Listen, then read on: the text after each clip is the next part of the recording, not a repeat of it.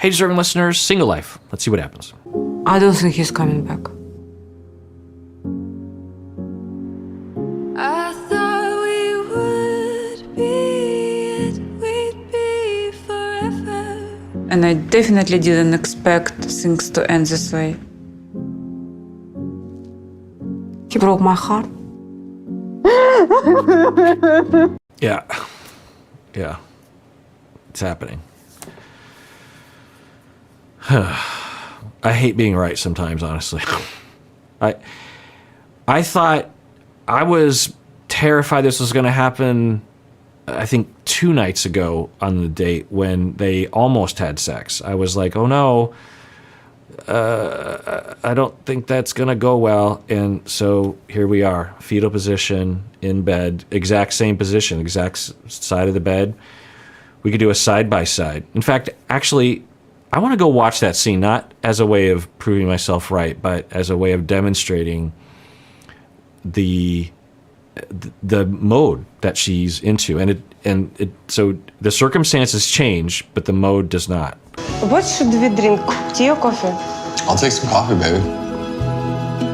Last night, Mike, he came to see me. So finally, I woke up with my man, and it was kind of, oh, God.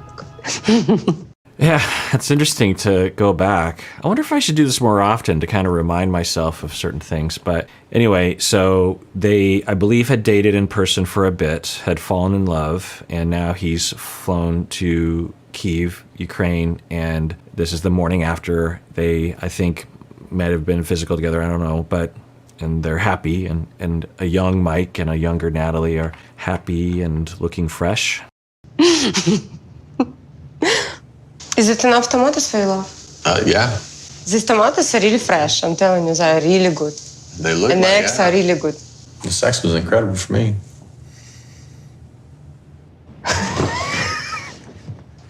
I remember thinking that they had tremendous chemistry, and I feel like I was out of sync with a lot of the audience on that people just thought they were a disaster couple, but I thought they had so much promise in the beginning, so much chemistry, so much attraction and fun together. You know, they're both goofy, and it just, you know, would slowly erode. There'd be these little things that would happen, and it would get bigger and bigger and bigger. There is some stuff I wanted to talk to you about, and I didn't know how to begin. Because I don't know how your reaction would be. I want a child. I think that we're both ready. Right now? Right. So it is the way I remember it being. And she's coming at it pretty well at this point. She's not being accusatory or anything. She's open, I think. But it takes a turn, if I remember right.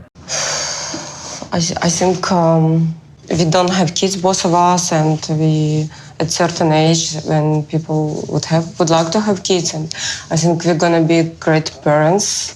You say something. No. I've always wanted kids, baby. You know that, and I know you've always wanted kids. And you're right. We're both at the age that we need to start thinking about really. Right. This is exactly how I remember. I mean, not exactly, but I thought the mom was there with them. The mom's still in bed. But yeah, he's like, yeah, I want kids. And yeah, we are at that age where we got to start moving on this. Yeah, everything. And I remember seeing this and I was like, okay, they're on the same page. Everything's fine. But that's not really what's happening. I think what's really happening is, does he really love me? And they just had sex. And I wonder if that's also a trigger for her, if she has traumas around that. So I think what she's really asking is, are you 1,000,000,000% secure, and can you demonstrate that by outflanking me? You know, if I say I want a baby next year, you say you want a baby tomorrow, and if I say I want a baby tomorrow, you say you want a baby now. You know, like, that's the only way out of this. I think she's getting the answer that I think she was consciously looking for, but emotionally she's still on a mission here, I think. Having kids, you know.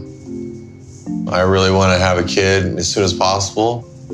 But I mean, I think that, you know, our main thing right now is to probably wait a little bit and get you to America first, you know, so we can get our feet on the ground. Totally rational, right? Like, let's get you in the States. Let's get married. Absolutely. then have kids. And that could be, if things work out right, that could be like, what, a year from now or something? Maybe 2 years, but it could be 6 months from now. Could be 3 months. I don't know. Because do they end up in the States in this season? I don't remember. But remember, that's not what's happening. Anyone else rationally, because she starts to go down a road of like, I want a kid now. I want to be pregnant now. And that, I don't even think she wants that. I think she understands that wouldn't be prudent given their scenario. They should be more settled in the States. That's what she wants. She wants to come to the States. 90 Day Fiance. And then I think we need to start really working and focusing on our family. What do you think? Wrong answer. Wrong answer? Mm-hmm. It's interesting because her demeanor with Mike is there, but it's softer. It's still there than it is. So that does make me wonder if, because of her relationship with Mike and maybe other people after Mike, she's even more traumatized and more untrusting of others and more triggered by others or she had a deeper relationship with Mike, because they've been at least in a long distance relationship for a long time now. So she feels she's not as fast to be triggered with him in this moment, but this is going pretty much how I remember it going. Want to start making a baby right now? Why not? Because I think it's important that we kind of wait. They're both healthy. Everything is fine. You are right. You don't want to wait a little bit at least? Give me the Yeah, I mean, he's being totally reasonable. Anyone else, at the very least, if it's okay, let's say Natalie, she really wants to get pregnant now. Okay, that's fine. But you would think you'd say, well, okay, we can talk about it another time. I just really want to get pregnant real fast. I want to have kids right away. But that isn't what she said. She didn't say I want kids now. She just says she wants kids. And she's 35 and the clock's ticking. So a year from now is not going to be that much different from now. So she doesn't want kids now. In fact, I bet you anything, if she thought about it, it wouldn't be convenient. Because what if she does get pregnant and he can't be in Kyiv for the birth or whatever, and then traveling and visa and a marriage and planning a wedding with a child at your side, like maybe, but I doubt that's really what she wants. So, but emotionally, what she cannot tolerate is anything other than complete devotion and pursuing of her. Any crack, any indication, any possibility for a problem there is blown way out of proportion because of her sensitivities to it. And so this is when she nosedives, and then she's eventually, because of this, and this is how I was worried this was going to be different, so because we're watching Josh, and I was like, remember that's what is going on for her, and because of this, because of what's happening right here, and he's being like, he's not being upset, he's like, so you don't want to wait? I thought, maybe we could just wait a little bit. It's been real soft, real, comforting. And so this is when she nosedives because of her perceptual issue. reason. Just because we need to get you to America first, baby. I think Does it's it really matter? important. It matters a little bit, don't you Why? think? Huh? Why? And he, I think, is coming from a place of he hasn't seen this yet. And so he's still operating like, well, we're talking about what we're talking about. And she's a reasonable person. So I'll just keep being nice, Mike, and responding nicely. And, well, don't you think it'd be good? Just wait a little bit. You'll be in the States, and we'll have our family. And that's not what they're talking about.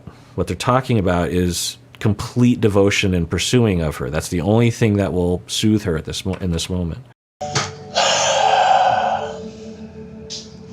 Because I want to get us more settled in, like I want to take care of some things. I want to get you there. I want to get you all settled in. I think there's just some key things that we need to get worked out. So I'm guessing that according to her, even though it doesn't make any logical sense, because he's saying that, because she's so locked in on the kid thing, that this is an indication that he doesn't actually love her really. That he's tricking her or he's going to abandon her, where no rational person would hear that and think that. Nobody would, if anything, they'd think the opposite. If he wanted to get pregnant right now, at the very least, that would show like he's not a very good planner, you know? Well, anyway, if any person heard someone talking like that, like, yes, definitely want to have kids. I want to have a lot of kids. And I want to get you to the States. I want to get married. I want to get you settled in. And then I want to, like, that sounds pretty, he sounds dedicated to that path. That would reassure a lot of people. They'd be like, okay, yeah, all right, you're into it. Let's do that. But to her, all she can focus on is he doesn't want to get me pregnant now, which is a clear sign that he doesn't love me. He's about to abandon me. I'm being used for sex. And then the downward spiral. Well, And I could be already with a belly during all 6 months, and I don't want you here by yourself if it takes that long by and it's my yourself when mom. you're pregnant. My mom is great. So I want to wait. I want to be here for that experience, you know. I want to be a good husband to you. I want to be able to take you to the doctors and stuff. Yeah, and I've talked about this before, that for people with certain attachment styles and personality disorders, they will, as a way of trying to soothe their own attachment insecurity and paranoia, which it is, it's semi-delusional paranoia, they will be looking for, they'll rush to get to a certain threshold of a relationship. Love bombing is actually prominent with this. They'll want to commit quickly. They'll want to start introducing you to family quickly. They'll want to move in quickly. They'll want to get married quickly. They'll want to have kids quickly. And they'll do everything they can to get to that, mostly because they have this false belief, a fantasy that if they reach that threshold, then they can relax. Then they can, now we must really be in a committed relationship, and I can trust this person, I can bank on this person. But it doesn't work that way. The insecurity follows them. There might be some temporary relief, but it doesn't last forever. And then they're right back into that feeling, and then they're looking for some other threshold that they want to cross. So I don't know if that's what's happening here, but I wouldn't be surprised. I want to be here for that ultrasound, you know. I want to be here for every step, you know. I don't want to find out on Skype, oh, we're having a boy. I mean, any other parent or partner would be happy to hear that. They'd be like, oh, he wants to be involved. He wants to be there. This means something to him. He doesn't want to just impregnate me and abandon me, right? Anyone else would hear what he's saying and be like, wow, what a good partner. This is going to work out perfectly. Let's move on this and get to that threshold so that we can start this whole thing. But again, that's not what Natalie's operating from, I think. She's operating from, I need full devotion, full pursuing of me, full indication that you're on board. I mean, another way you can look at this is it's a bid for control. She wants to control. And if she can't get her way, then she will feel that she is being abandoned, and then she decompensates. love, Yes. please.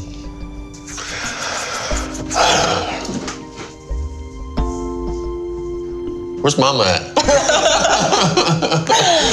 Mama! Yeah, he was so much more flexible and easygoing. They're holding hands. It's interesting to see them in the beginning. I remember this. I remember as it was starting to decline, it took a while. I remember thinking, if they could just get back here. This isn't great, but there's flexibility and lightness, and they joke around, and there isn't all that resentment that they have, and the walls that he put up, and the anger that she had. They're still fresh, and yeah, I think it's kind of a tragedy that it didn't work out for the two of them. I think it could have if they would have had a therapist to help them. I mean, they had that one therapist, but I think they only went to one session because he didn't like therapy, which is unfortunate. И будет все отлично, все будет просто прекрасно. Что случилось? Что сделаете? Хочешь сделать? Все, не волнуйся. Такой не сильный, да? Тебе помочь? Нет. Не надо? Good morning, everyone. How are you, baby? Hi, Mama. Okay, so I was wrong. My memory was wrong. That first conversation they had about kids happened that first morning. And then they've had a couple other days here where they went to the church and they had that whole conversation about God, and she was upset that he didn't want to be, Russian Orthodox. And then they also had that scene where they went working out, and I think she was, if I remember, I didn't watch it, I skipped over it, but where she was being super judgy about him not working out as much or whatever. And now they're on another morning. So I've sort of conflated some of the, but the gist is the same. I think this is where she has the episode. She's just real quiet, and she just gave me a strange look. Yeah, so this is similar to Josh, that Josh woke up and she's in a bad mood, give a strange look, giving the cold shoulder, hostile, angry. Вам чай, кофе? Would you like some coffee? I would love some coffee. I think you're capable to do first. Ложечку, ладно? Ложь, маленькую ложечку, ладно? So he's like, oh yeah, I'd love some coffee. And then she says, I think you're capable of getting it yourself. So a similar, but not as much hostility as she was giving Josh. Почему-то вот волнуется. Вот. Morning, I guess. Maybe not a good morning. And then a very similar reaction from Mike, similar to Josh, of just like, okay. And you wonder if Mike and Josh are both similar in that they're pretty accommodating at first, pretty easygoing at first. Because a lot of people, including myself, honestly, I'd just be like, excuse me, what? What's going on? I don't know. It's hard for me to know how I would react. I mean, I'd like to think I'd be in the Mike direction, but I know I'm capable of, and I think personally both reactions are fine. You can be diplomatic like Mike, but I think also you could just be like, excuse me, what's that? What are you upset about? Do you want to tell me something? It sounds like you're being passive aggressive. Is there something going on here? Because I don't know. And I don't have anyone in my personal life that's like this, but I have in the distant past, and I don't have a long fuse or a long leeway for that. I don't know what the phrase is. I don't have a lot of room for that in my life. Plus, it's like, I think I know enough to know that if I'm accommodating, it's not because if you're in Mike or you're in Josh's shoes, you're like, well, if I'm nice, they'll calm down or something. We'll get back to that place. No, not with Natalie. She's distorting severely, and there's not a way back. So, yeah. So it's interesting to see the similarities between Josh and Mike. Как вы считаете, Майк? Переведи Майку. Google Translation. Bring your phone. Huh? I just don't feel like translating today. Bring your phone. My mom gonna talk, and Google Translator will translate. So Mike's confused.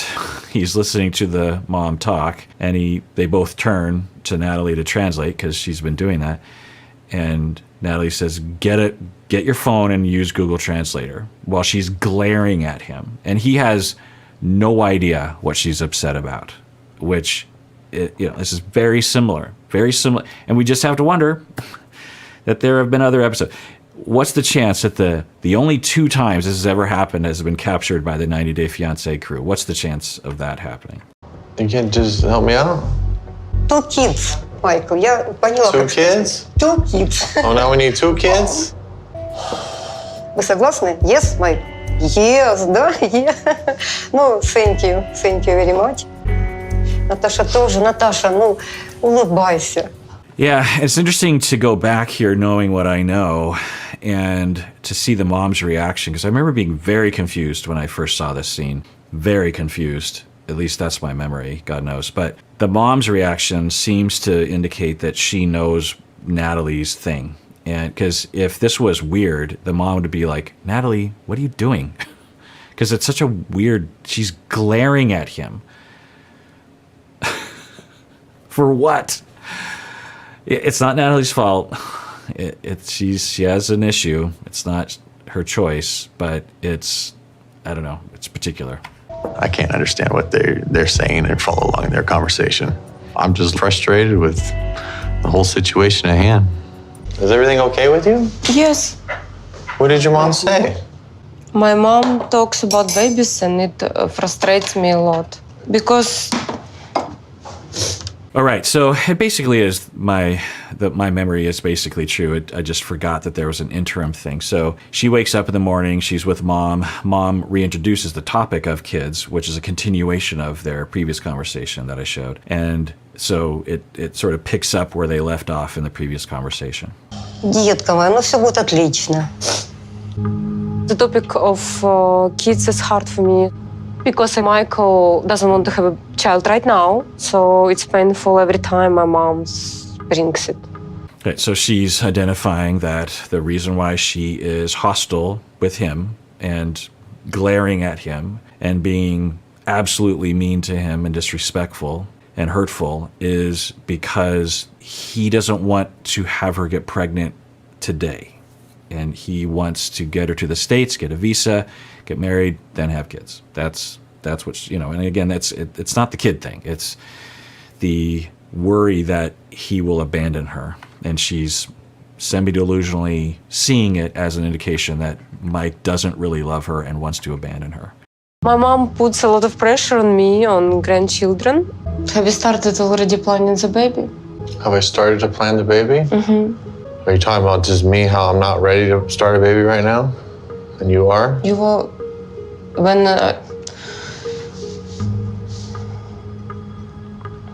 What are you trying to tell me, baby? I see your frustration. Yeah, God, I forgot how accommodating Mike was back then. I didn't show the scenes. They're in the church, and she's giving him the evil eye. They're working out, and she's being super mean to him. And Mike is just a sweetheart back then. He's so nice. I forgot about that because they had so much, and there was that long stretch where he was really standoffish and just like, yeah, here's the ring. You want to get married, because he was so guarded with her and hurt. And he's being super nice in this moment. And then this makes me wonder, like, dude, like, why are you being so nice? What's your trauma on this? And then you think, well, does it have to do with his mom? I don't know. What did your mom say? Like, what's going on? Mike is very different from my ex-husband. I cannot adapt to him sometimes. Mike doesn't understand how I feel, and it frustrates me.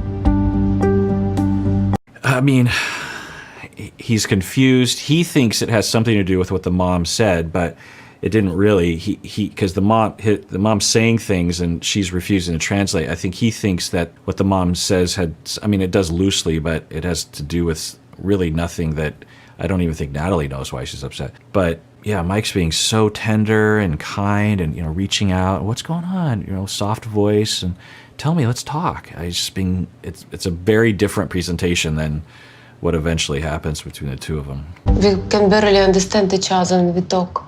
What bothers me? How can we raise a child? We don't understand each other. When you talk to me, I don't understand you. You don't understand me.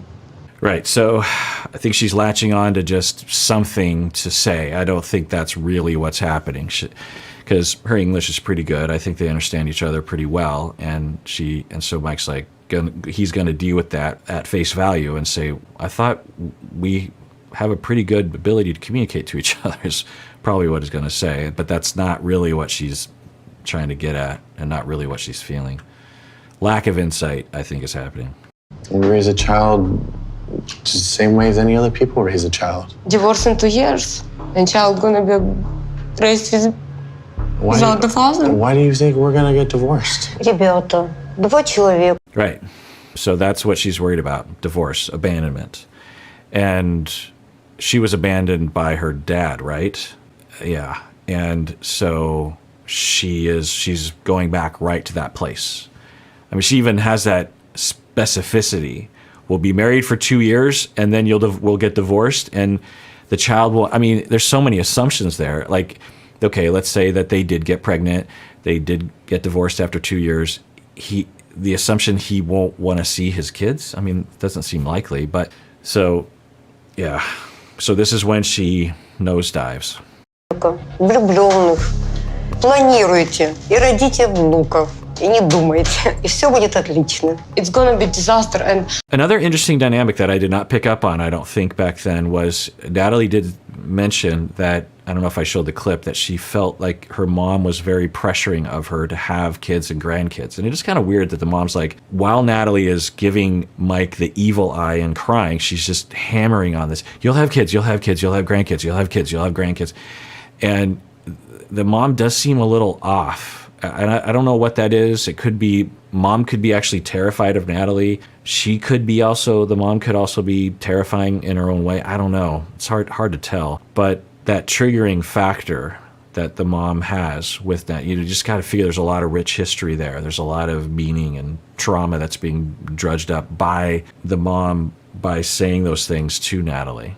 That the mom, so let's try to figure this out. So I don't know, but if the mom is like super fixated on kids as some indication, maybe that it would justify herself. The mom's like, in order for me to feel like I succeeded in life, I need you to have kids before I die so that I feel like I didn't fail you. Or in order for you, my daughter, Natalie, to justify your worth, you must be married with kids. That's the only way I'm going to accept you. That probably sounds, that's probably more accurate. I don't know, obviously, but that feels more right to me.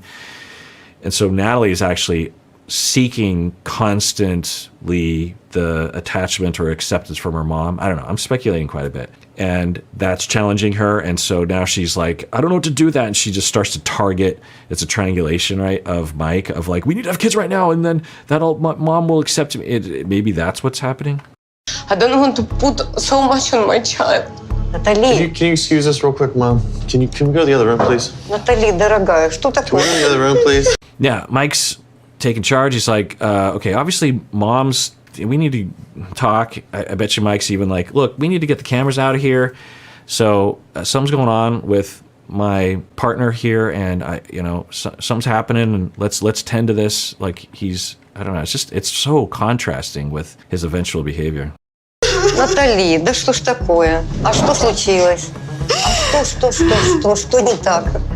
Вы пошли планировать ребенка, я поняла.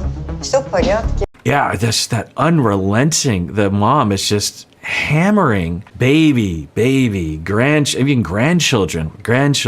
Like, can we have the children before we have the grandchildren?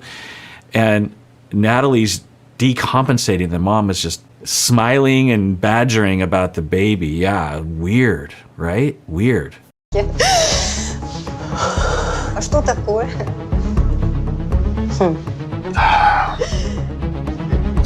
Yeah, that face that the mom gives. I don't know. I didn't pick up on this, I don't think, back then. I don't remember it anyway. So this is what I was talking about. She's right back here with Josh. Curled up, same side of the bed, fetal position, total decompensation, not her fault. She is suffering. She is suffering. You would not wish this condition on your worst enemy. If you have half a heart. This is just the episodes that are caught on camera. The amount of times that she goes here is frequent, I'm guessing. So she's had a rough life, and she has a rough life now.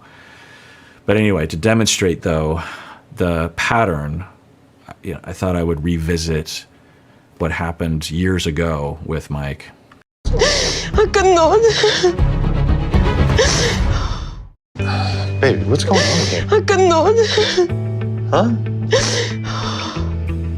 You guys gotta give us a moment, dude. Like, we gotta... Right, Mike's being super cool. He's like, hey, cameras, out. I'm trying to help my partner here, so let's gotta get out of here.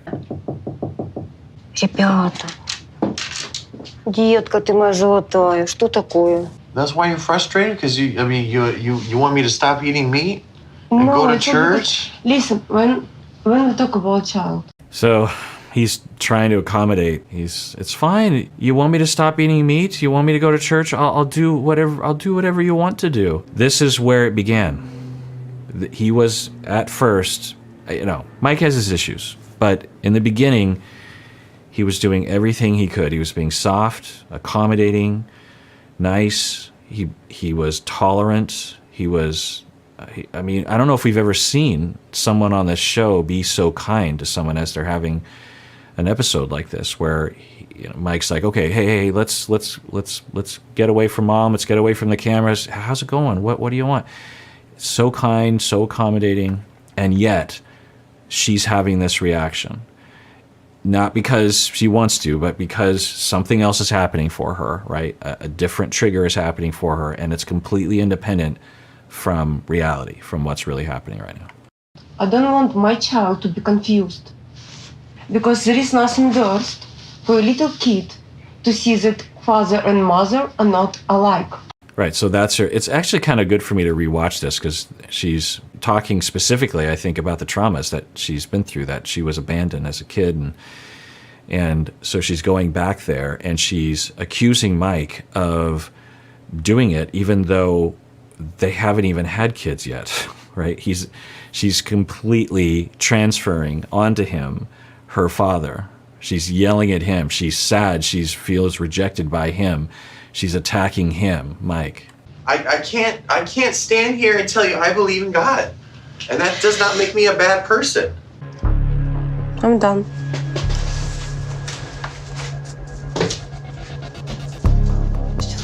Yeah, it's kind of a mini version. I thought it was more severe than this, but it's sort of a smaller version, actually, of what happened with Josh, which makes me worried that her issues are getting worse as time goes by.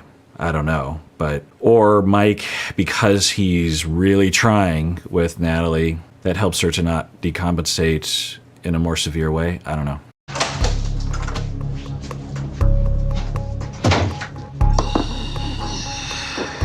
Ой, ребята.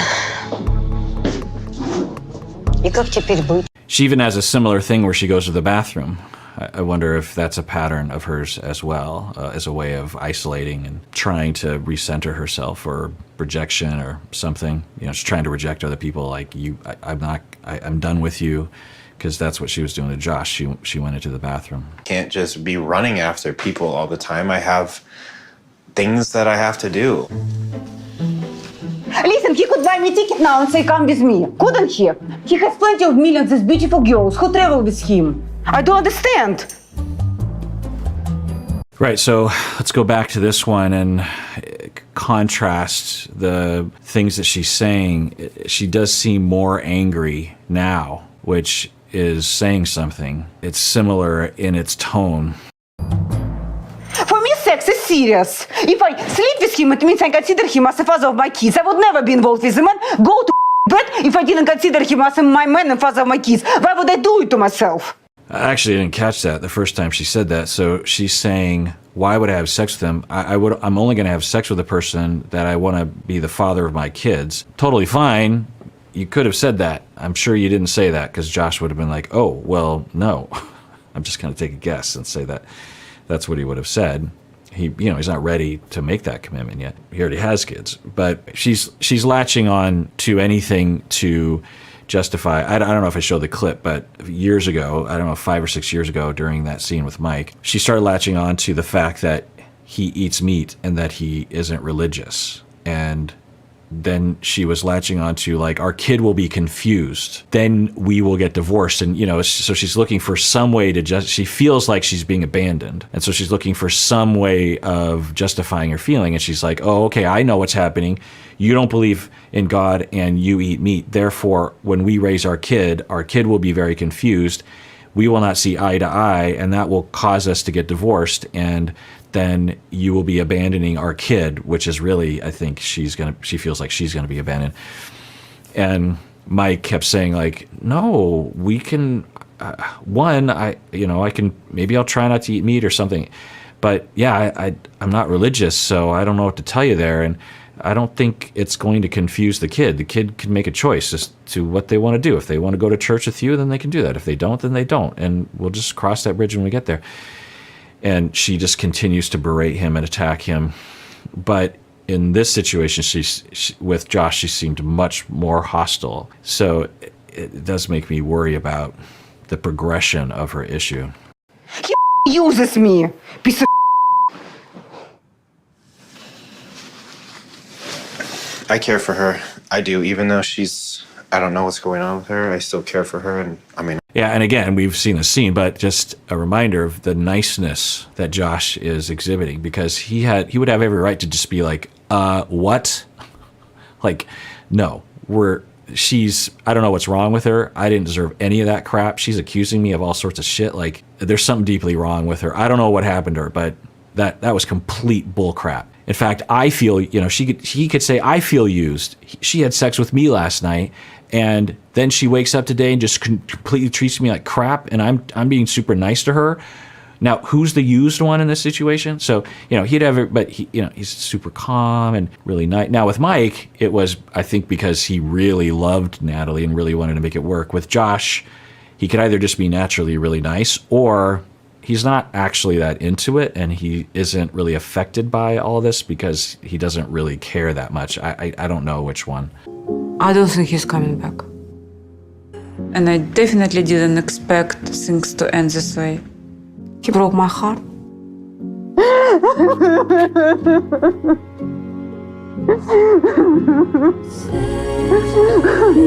Yeah. And there she is. And she doesn't have Mike or her mom there to comfort her. She's all by herself. So, I feel really bad for Natalie. She is creating this, but it's not her fault, really.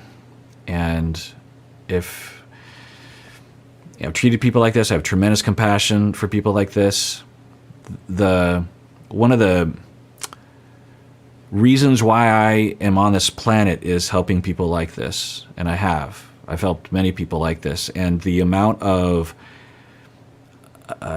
growth or help or insight or corrective experiences that can happen, because individuals, I don't know if I'm reading her right, but individuals who present like this, when I treat them, they're in such a low place so frequently, and they feel empty, and they're suffering greatly frequently, and they will have a lot of suffering constantly all day long, even when they're smiling and having a good time. Like, there's a background suffering that's happening for them, and a little bit of help and a little bit of soothing, a little bit of validation, a little bit of corrective experiences, a little bit of need being met, of attachment security, so much growth happens.